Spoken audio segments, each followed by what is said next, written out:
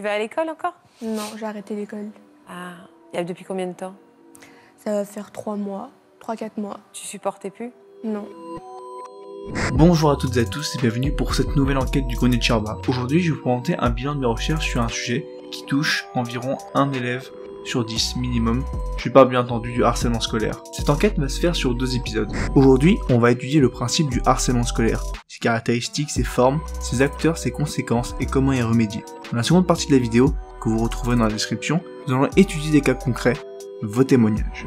N'hésitez pas à partager la vidéo car la prévention c'est le meilleur moyen de combattre le harcèlement scolaire. Pour soutenir la chaîne, n'hésitez pas à cliquer sur le petit bouton abonnement, à liker la vidéo, à cliquer sur la petite cloche pour être au courant des nouveautés de la chaîne. Si vous avez vécu du harcèlement scolaire, n'hésitez pas à en parler en commentaire, je veux que cet espace soit un espace bienveillant.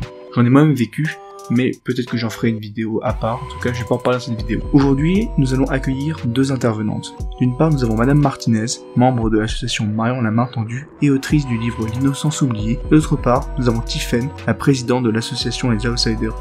Les 2 associations luttent contre le harcèlement scolaire, donc n'hésitez pas à aller en description pour bien entendu aller voir leur site et faire des dons, j'en ai fait, donc n'hésitez pas à en faire également. On ne perd pas plus de temps, c'est parti.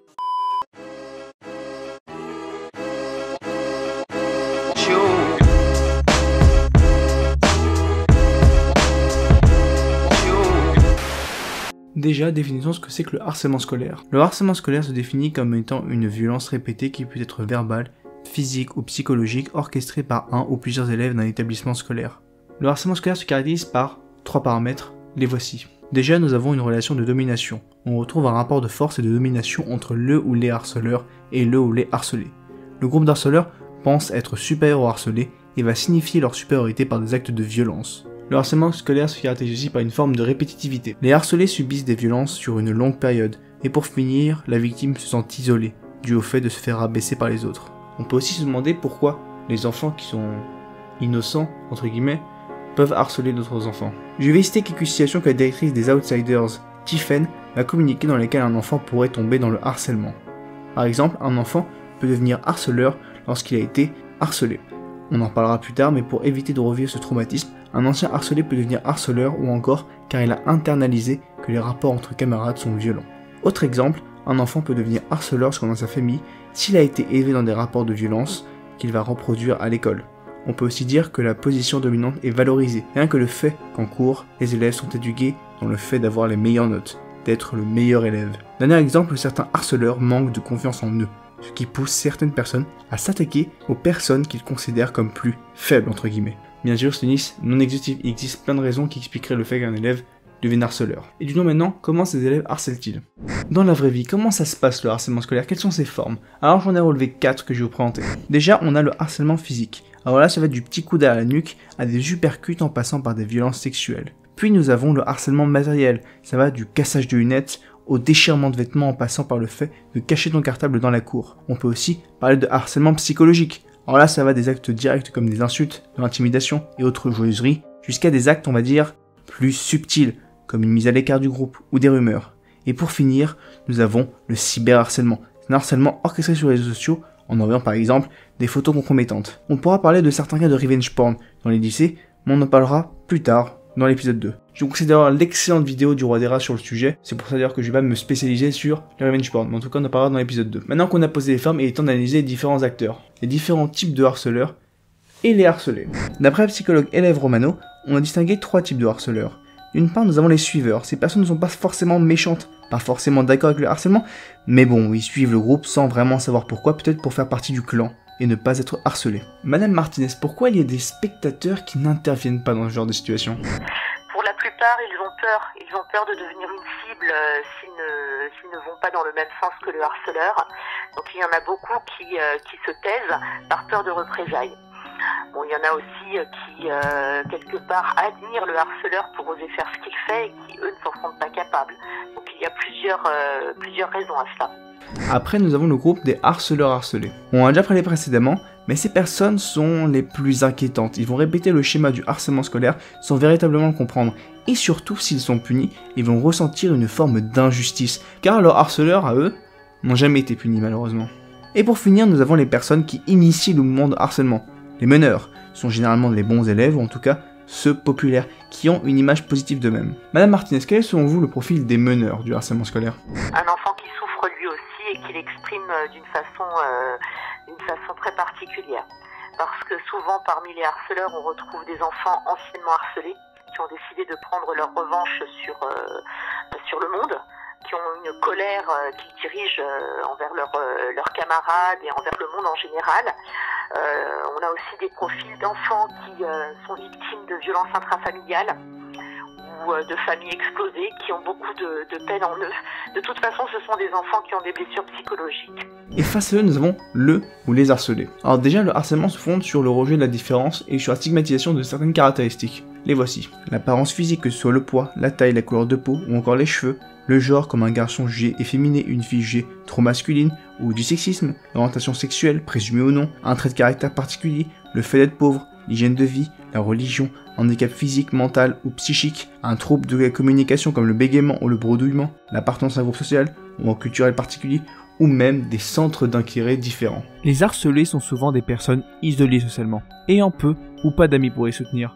Les enfants harcelés sont désignés par le meneur et deviendra alors une sorte de bouc émissaire. Maintenant qu'on a les formes et les différents acteurs, il est temps de voir les tristes conséquences qu'amène le harcèlement scolaire. Alors je vais pas vous cacher, les conséquences sont assez graves pour certains cas. On va essayer de voir pour les harcelés bien sûr, mais aussi pour les harceleurs. On va commencer d'abord par les harceleurs. D'après le psychologue clinicien Étienne Duménil, il y aurait un lien de corrélation entre le fait de harceler et des conduites à risque, comme par exemple la consommation de stupéfiants. Les suiveurs ont tendance à ressentir une forme de culpabilité, voire dans les cas les plus extrêmes, une dépression. Les harceleurs harcelés sont encore les cas les plus graves car ils pourront avoir des idées suicidaires, car ils sont dans une boucle infernale de bourreaux-victimes. Pour finir, nous avons les instigateurs, les leaders. Ces personnes auront tendance à être impulsifs physiquement et intolérants à la frustration, qui conduit à par exemple la violence conjugale ou une éducation des enfants à base de fessées et de claques. Ils pourront aussi adopter une structure psychologique perverse, des chic types quoi. D'après Tiffen, les conséquences du harcèlement scolaire sur le harcelé sont très variées. Baisse des notes, agressivité, émotions négatives, pensées suicidaires jusqu'à l'acte, automutilation, conduite à risque, drogue, alcool, médicaments, repli sur soi, mutisme, développement de phobies comme la phobie scolaire, troubles du sommeil, de l'alimentation comme l'anorexie ou la boulimie, et les troubles obsessionnels compulsifs appelés TOC. On en a déjà parlé d'ailleurs dans l'affaire Jonathan Daval. Pour finir, il est temps de répondre à 3 questions que je pense primordiales. Tiffen, pourquoi il y a autant de harcèlement scolaire en France? Je rappelle quand même qu'au minimum, un élève sur 10 déclare être victime de harcèlement scolaire. Elle m'a expliqué par écrit qu'il y a très peu de prévention qui se met en place en amont de l'apparition du cas de harcèlement scolaire et peu de suivi après le harcèlement. On devrait avoir des écoles où chaque professeur serait formé avant d'entrer en activité sur le harcèlement scolaire, où la prévention devrait se faire chaque jour à travers le vivre ensemble, la tolérance et la lutte contre les stéréotypes. Le harcèlement naît de l'ignorance. Dès qu'un enfant a une caractéristique que je ne comprends pas, que ce soit un handicap ou une culture différente, cela me crispe et au lieu de poser sereinement les questions, je l'agresse. Il faut fédérer plus de gens autour de la cause du harcèlement scolaire. Professeurs, surveillants, parents, municipalités, clubs de loisirs ou de jeunesse, tout le monde devrait se former à reconnaître et accompagner la violence chez les jeunes. Madame Martinez, est-ce que d'après vous, l'avènement des réseaux sociaux amplifie ce phénomène de harcèlement scolaire? Le harcèlement a toujours existé, on a toujours connu l'intello de la classe, l'idiot de la classe, le binoclard, j'en passais des meilleurs, ça a toujours existé. Mais avant ça s'arrêtait aux portes de l'établissement scolaire, pardon. Donc l'enfant avait quand même un répit avant de retourner en classe le lendemain. Aujourd'hui, avec l'apparition des téléphones portables, des réseaux sociaux, c'est devenu infernal. C'est-à-dire qu'il n'y a pas de répit, c'est jour et nuit. Et c'est un phénomène qui s'est énormément amplifié pendant le confinement, au printemps dernier. Donc il y a vraiment une explosion du cyberharcèlement. D'après Tiffen, Internet rend plus accessible le harcèlement scolaire, mais cela n'implique pas nécessairement qu'il y ait plus de harcèlement qu'avant. Alors les dernières enquêtes datent de 2010, concernant le cyberharcèlement, donc on n'a pas vraiment de point de repère. Par contre oui, cela donne beaucoup plus d'audience au harcèlement scolaire et donne aussi plus de preuves, et les cibles du cyberharcèlement obtiennent plus souvent gain de cause lorsque cela se passe dans l'enceinte d'établissement. Et pour finir, comment réagir face au harcèlement scolaire? Alors déjà, si vous subissez du harcèlement scolaire, n'hésitez pas, en plus bien sûr de prévenir les adultes, d'appeler le 3020 non harcèlement. C'est un numéro vert et gratuit que vous pouvez appeler du lundi au samedi. Alors tout est en inscription bien sûr. Je les ai appelés pour préparer cette vidéo et ils sont très compétents. Si vous vivez du cyberharcèlement, n'hésitez pas à aller sur ce numéro là, donc qui est affiché en haut parce que je l'ai pas pris par cœur, faut pas fumer. c'est un numéro qui est spécialisé dans le cyberharcèlement. Je les ai aussi appelés pour préparer cette vidéo. Et voilà, ces numéros verts sont gratuits, encore une fois, ils sont disponibles pour vous. Tiffen ajoute qu'il faut vraiment en parler. Pas qu'à un seul adulte, car on le verra, il y a certains adultes qui sont vraiment très bornés. Et je vous jure, quand vous verrez l'épisode 2, ça va vous crisper, je vous jure. Il faut en parler à ses amis, leur demander de l'aide, en parler à la CPE, au principal, au professeur, au surveillant, aux infirmiers, aux parents, à la famille, n'importe qui en qui tu as confiance. Et surtout, dis-toi que c'est pas toi qui dois avoir peur. C'est vraiment lui. Parce que, normalement, je les affiche sur votre écran. Les harceleurs risquent très gros. Donc je vous conseille de réfléchir 2 fois avant d'harceler des gens, même si vous pensez que c'est une blague. N'hésite pas d'ailleurs à récupérer des preuves, témoignages, photos de tes blessures, des screens de messages et alerter les structures spécialisées. Si tu es témoin, tu aides ton pote à se rendre compte qu'il y a des personnes qui peuvent l'aider, mais tu n'imposes rien. Tu proposes de l'accompagner, d'aller voir des adultes, d'en parler, mais tu ne fais rien derrière son dos, et tu ne fais rien sans son consentement. La confiance, c'est franchement important. Madame Martinez, si vous étiez ministre de l'Éducation, quelles mesures mettriez-vous en place pour pouvoir amoindrir le phénomène du harcèlement scolaire? Je me suis rendu compte d'une chose, c'est que les enfants, encore aujourd'hui, ont beaucoup de mal à se tourner vers un adulte. Peur de ne pas être compris, peur de déranger, peur d'être rejetés. Les enfants ont encore du mal à s'adresser à des personnes adultes.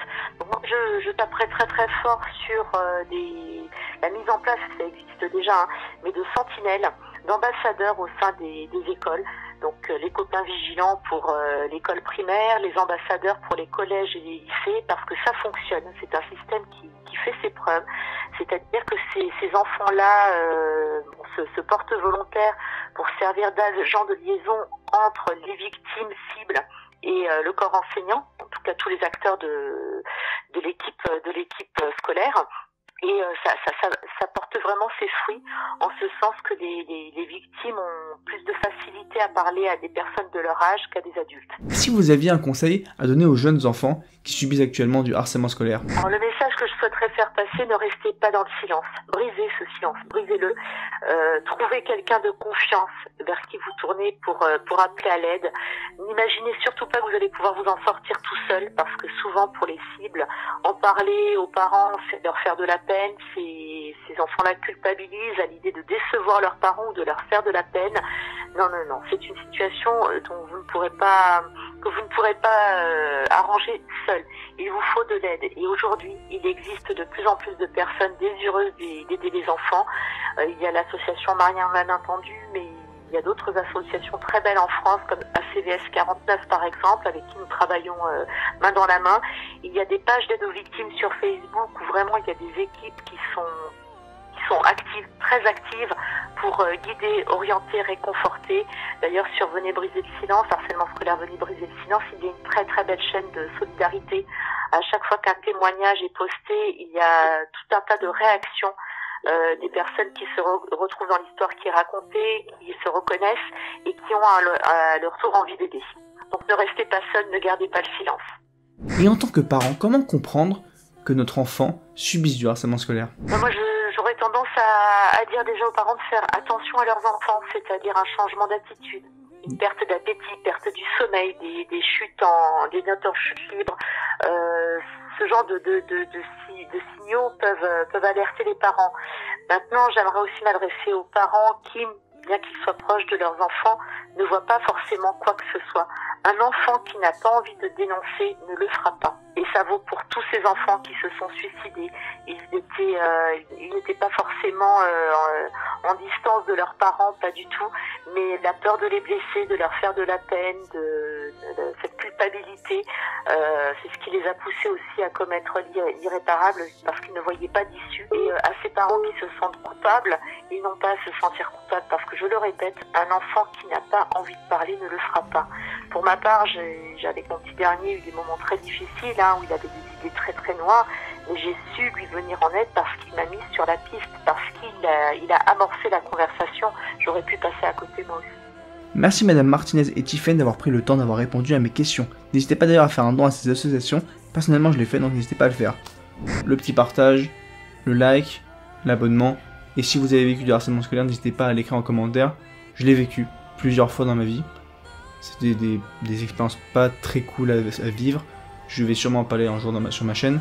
Donc je suis le premier à vous comprendre et franchement je sais que cette vidéo va être regardée par des associations qui sont là pour vous aider. Donc bien sûr, tout est dans la description. Dans la description, il y a vraiment des définitions, des liens, des contacts, beaucoup de choses qui pourront vous aider. D'ailleurs, si vous voulez me contacter personnellement, vous avez tous mes réseaux sociaux, Twitter, Instagram, Snapchat, ou même par mail. Je lis mes mails, oui.